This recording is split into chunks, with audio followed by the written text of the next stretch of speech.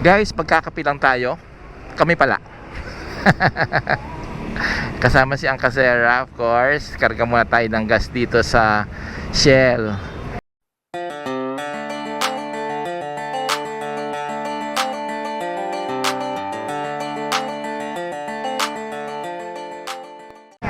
Racing ba yun, ate? Racing. So nagkakarga kami ng racing with 97 octane.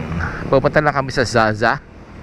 Coffee shop to actually. May mga pasta, cakes. Meron silang branch sa SM Masinag. Hindi ko lang alam kung saan yung ibang branch or branches pa nila, no? Ayan, 700. Okay. Ayan. Ano pangalan mo? Melanie. Bigyan mo siya ng sticker. Subscribe ka sa amin. Ha? Okay. Yan. Shout out kay Melanie. Ay, si ate, ano pangalan mo? Marisa. Sige. Nasa vlog namin kayo, ha? Si Marisa. Dito sila sa Shell, sumulong, fronting McDonald's. Si Melanie at si Marisa. Ay, wala pa nga pala tayong bayad. Parang sticker ang binayad mo.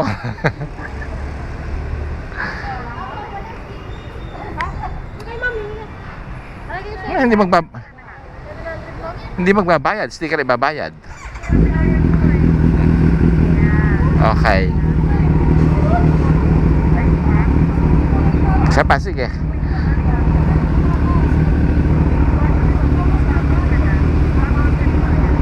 Ayan. Ano pangalan mo? Chris. Shout out kay Miss Chris. Subscribe kayo, ha?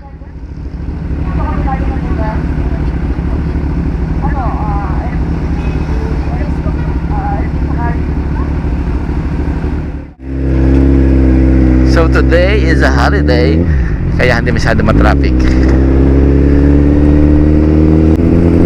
Ganda dito sa sumulong, guys. O, kita nyo, kung magbabike kayo, safe kasi basta't nasa bike lane lang kayo, mayroong mga lights, may mga ilaw.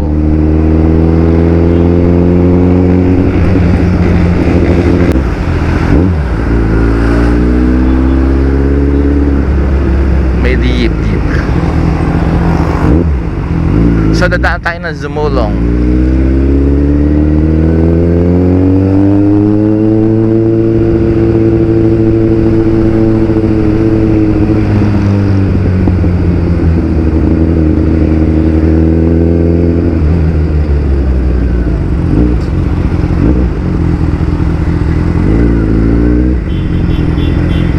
Sarap pa rin talaga gawin itong N1 Ninja.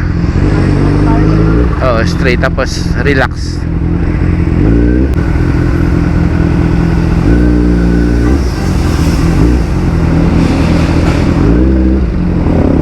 Kaya lang ang lapad niya.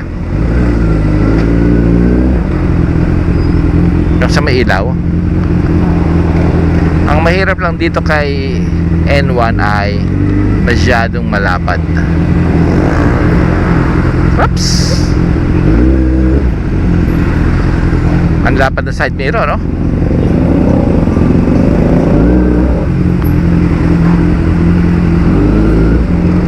Sanay ako doon kay 10R na manipis.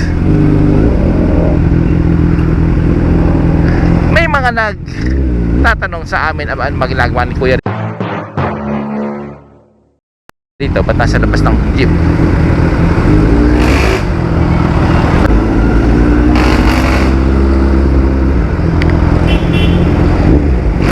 May mga nagtatanong sa amin, guys, kung ang N1 ba raw o itong Ninja 1000 SX ay pwede sa beginner. Well, when we say beginner, ano bang klaseng beginner? Hindi pa talaga marunong tumuray sa two wheels, hindi pa nagbabike, o talagang marunong naman ng bisikleta, hindi lang marunong magmotor, no? So kung halimbawa nang hindi pa siya marunong mag o mag-balance sa two wheel, siguro bike muna kasi pareho na naman two wheel yun, no?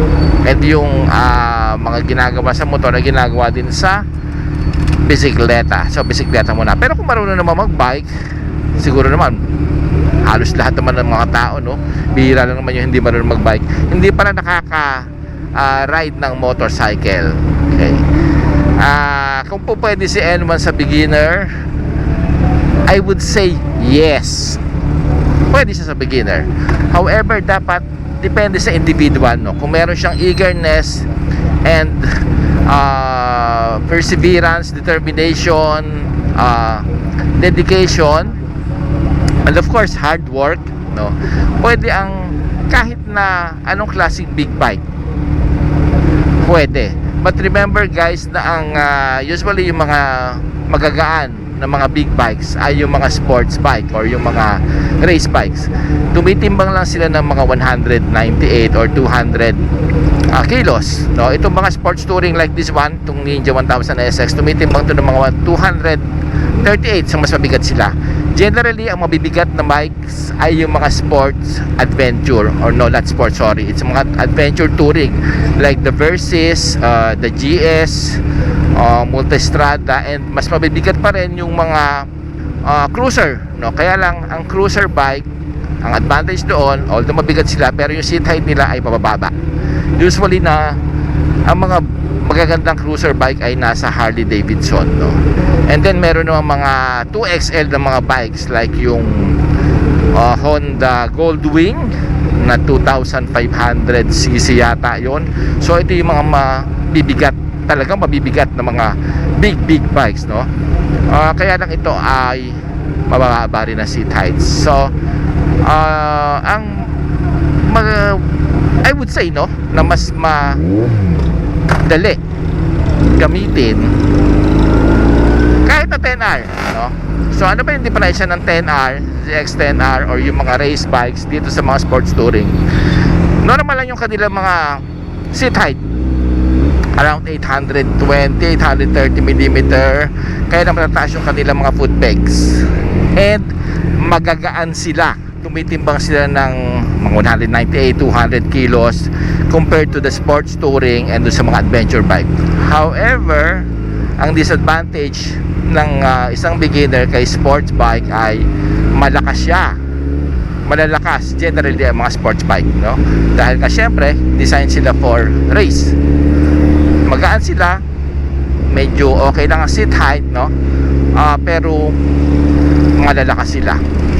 Okay, so siguro ang pwedeng gawin ni individual o nung isang taong gusto talaga na mag big bike, no?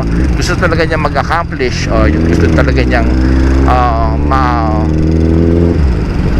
ma-accomplish yung kanyang dream na mag-ride ng big bike, dapat meron siyang determinasyon. Dapat talagang determinado siya na mag-ride. Dapat siguro munang gawin ay akayin muna niya yung bike. Remember, kahit gaano kabigat ang big bike, basta dito ay nakatayo, no? Nakuha niya yung center of gravity, akayin niya, magaan lang ito. Then siguro after that, pagka medyo fit na niya yung motor, gawin niya stop and go. Saka isa sa motor, then first gear lang muna, go, stop, go, stop. Then sunod, second gear. Kapag lagi na niya itong ginagawa, ma-memory na or ma-memorize na nung kanyang muscle or nung kanyang katawan. Meron kasi tayo tinatawag na memory muscle. Hindi. Memory muscle kasi kung tawagin ito ni Akasera, muscle memory, no? So kung yung squeeze ng throttle, kasi dito na magkakaproblema, no? At saka yung weight, no? Pag squeeze ng throttle and yung pag-release ng clutch, pag sanay na yung isang taong nagra-ride, no? Or yung magra-ride ng isang big bike, araw-araw niyang ginagawa yon, meron siyang perseverance, hard work, of course, lagi niyang ginagawa. Yung big bike unti-unti na lumiliit at unti-unti nang gumagaan kasi araw-araw na niyang ginagawa yun, no? So yung big bike, hindi rin siya nagiging big bike, nagiging small bike na siya until such time na magamay na niya yung motor, no? So alam na niya yung tamang pag-stop, kasi ang big bike, lalo na yung mga adventure bikes, dapat pag i-stop nyo siya, laging diretso yung manibela niya, yung steering, kasi kapag ito ay nakadiko, may tendency itong bumagsak. So kapag memorize na nung katawan niya na pag tumigil, iunad yung mga kamay, didiretso, then pag you squeeze ng throttle, kaunti lang, pag release ng clutch, hindi agad i-release full yung clutch, yung mga ganun bagay. So dapat malaman ni rider yon. Kahit na anong bike actually, basta ang isang tao ay determinado, kaya niya, pwede niyang gamitin, pwede silang mag ride ng kahit na anong big bike, especially kung meron silang height, no? Kung medyo matangkad, around 5'8", 5'9", 5'10", kaya nila ang big bike. Sinasabi lang ng iba na hindi kaya, pero sa akin, I think yes, kaya. Ba't bibili pa kayo ng small bike or yung lower cc, no? Go for a liter bike, kasi malaking difference na liter bike dun sa mga lower cc, mga 400, 600, masasatisfied kayo sa isang liter bike. Yun guys, ay opinion ko lang naman, kasi I have tried this, no? Nag-start ako actually sa KMX, that was what, 25, 30 years ago. Then KMX, to yung mga 125, to yung Kawasaki, no? Dirt bike to. Then yun nga, about 2 years, 3 years, so tinry na namin binili na namin tong Ninja. And yung Ninja para sa amin ay magaan na, maliit na siya. Kasi nga araw-araw naman may Versys na mas mabigat, hamak na mas mabigat, lalo na kung nakaangkas si Angazera at meron siya mga box, may side, merong top box, tumitimbang siya actually mga around 265 or more siguro, no? So gumagana itong mga motor na ito. Yun lang guys, kailangan you have the determination to ride a big bike, kahit beginner lang kayo, and you can do it.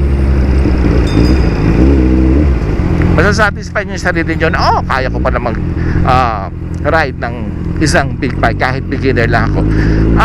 Kung natandaan mo ito ang Kasera, si Boss Babe ba ito, no? Boss Babe, no? We're not sure, no? May nakita kaming isang babae dito sa Marcos Highway, traffic, maliit lang siya, actually patiyad-tiyad siya, patingka-tingkayad siya. We're not sure if this is Boss Babe. Isa siyang vlogger din, babae siya, and kinaya niya, kayang-kaya niya yung motor.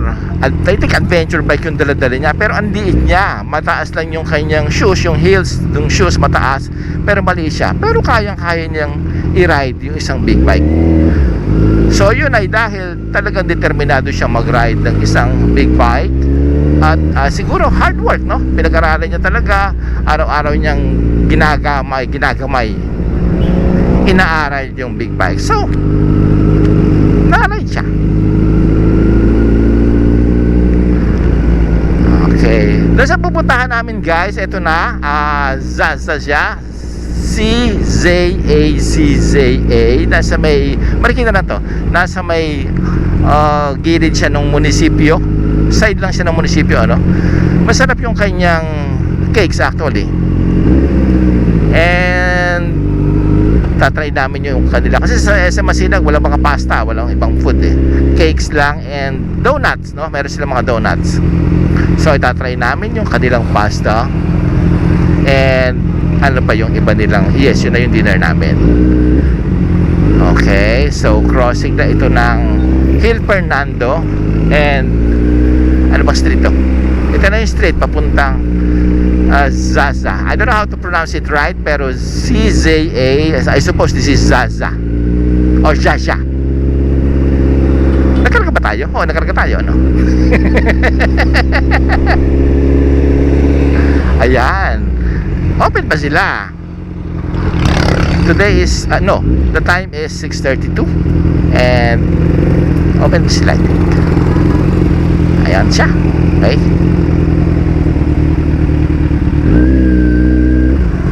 yan.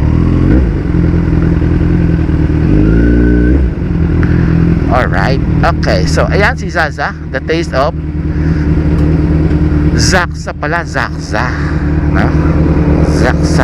Zaksa ba? Zaksa. Meron silang avocado. And yes, breakfast, lunch, dinner, pasta, snacks, coffee, and cakes. Oh, may bike sa taas, oh. Katabi nila yung Rodix. Ito yung famous Tapsilog na nag-start sa UP.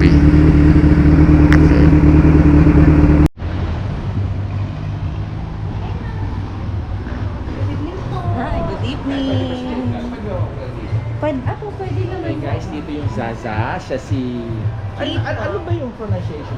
The Lease of Cha-Cha-Cha. Cha-cha-cha. Yes, Sorry guys, po. hindi pala Shasa. Cha-cha-cha. Cha-cha-cha. Okay. Yes. May branch kayo sa SM Masinag, dito kami. Yes, doon kami lagi. Kailan wala kayong mga pasta, ano? Oo. Hindi. Walang Sa pasta SM Masinag, doon. wala kayo. Yes. Sige ako, pasta. Order ko. Okay, sir. Marami tayong choices ng pasta dyan. Pero suggest ko na po sa inyo, sana matikman ninyo yung bestseller natin. Ano Yung best beef seller? caldereta pasta po. Sige. Yan Oh, po. okay. Beef caldereta. Ikaw, Hana. Yes, kami lang po meron yan. Yes, ngayon ko lang narinig yun. Kasi yan yung menu nila. Yes.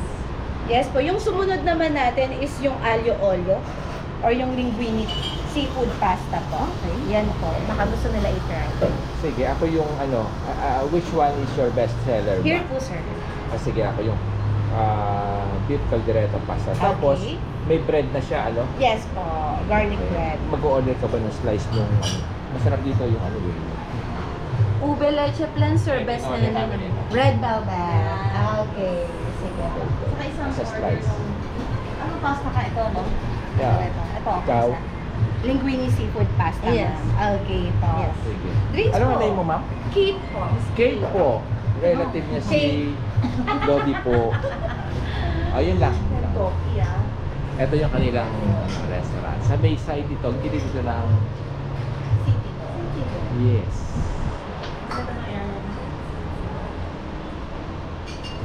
Okay na, sir?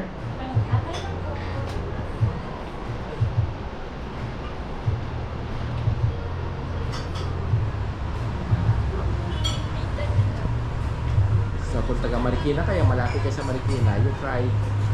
Ano na nga pangalan? Cha-cha-cha. Cha-cha-cha. Cha-cha-cha. Cafe. Yeah. When you eat, you dance like cha-cha-cha. Okay. Yung pala yung That's kaya why, cha-cha-cha. ano pa? It's cha-cha-cha. Sige, okay. Thank you. Cha-cha-cha. Cha-cha-cha.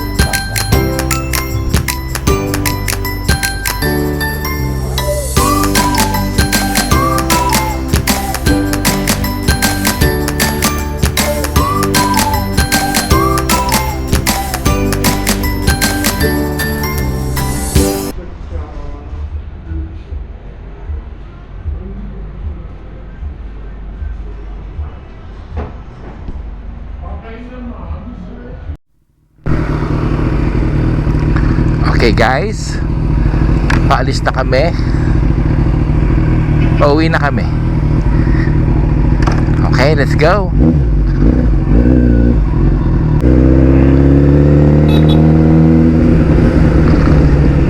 Yung kanina ka pala guys, yung kung kaya ng isang beginner ang big bike, pero pa nga pala itong mga riding modes.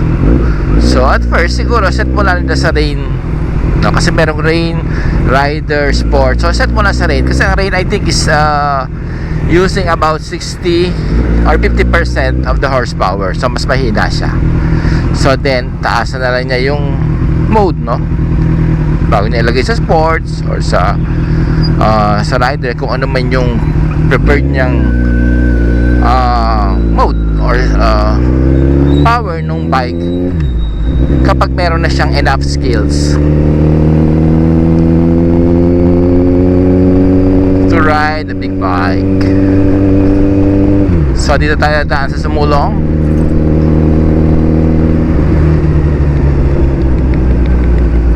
Okay.